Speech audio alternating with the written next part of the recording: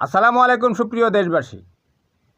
ঢাকা বিশ্ববিদ্যালয়ের কেন্দ্রীয় ছাত্র সংসদ নির্বাচনে ছাত্রদলের ভরাডুবির পর বিএনপির নেতাকর্মীরা সবাই হতভম্ব হয়ে গেছে। সবাই ধরে নিয়েছিল যে বিএনপি ক্ষমতা আসতেছে অথবা আসবে, কিন্তু ডাকসুতে গত 50 বছরের ইতিহাসের রেকর্ড হয়ে গেছে। এটা কেন হলো?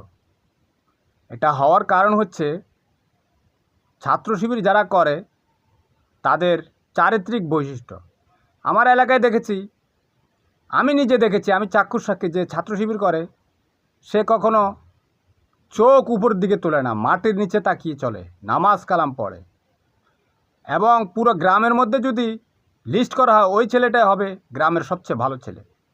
আল্লাহ একজন সাক্ষী, আমি বানিয়ে বলছি না, আমি শিবিরের পক্ষে বলছি না, আমি উপলব্ধির জন্য বলছি। তারা নামাজ কালাম পড়ে, ধর্মপ্রাণ, তাদের মধ্যে মাদকাসক্তি কম, চাঁদাবাজি করে না, সন্ত্রাস করে না, কারোর সাথে মারামারি করে না। এখন অনেকেই ছাত্র শিবিরকে বলছে রক্কাটা পার্টি, তাই না? বলতে পারেন, শেখ হাসিনা তো যুদ্ধপরাধী রাজাকার। মেঘমল্লা বসুও বলেছে যে সাদিক কায়েম পাকিস্তানি, ট্যাগ, অর্থাৎ ট্যাগের রাজনীতি করবেন না। বাংলাদেশের মানুষ এটা ভালোভাবে নেয় না। এই ট্যাগ শেখ হাসিনাকে রক্ষা করতে পারেনি। জঙ্গি হাসিনা বাংলাদেশ ছেড়ে পালাতে বাধ্য হয়েছে, কারণ সে তার রাজনৈতিক প্রতিপক্ষকে হত্যা করার জন্য যুদ্ধপরাধী রাজাকার ট্যাগ দিয়ে দেয়। এটা কিন্তু ভয়ঙ্কর একটা খেলা। আপনি একটা মানুষকে ধূলিসাৎ করে দেওয়ার জন্য, তাকে ধ্বংস করে দেওয়ার জন্য এটাই যথেষ্ট। আমাকে বলেছিল এই কথা, আমি নাকি রাজাকার, আমি আওয়ামী বিরোধী। আমি কেন আওয়ামী বিরোধী একসময় বলবো। এটা তো আমি আওয়ামী বিরোধী তো আসমান থেকে আসি নাই। আওয়ামী লীগের কার্যকলাপের কারণে আমি আওয়ামী বিরোধী, তাই না?